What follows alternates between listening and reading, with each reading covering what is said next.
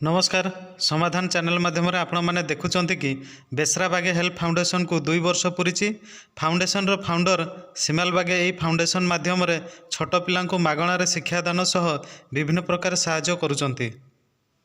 यह सहित अंचल शिक्षार मान किपर वृद्धि हेब युवक मानू नहीं सचेतन कार्यक्रम करुँच।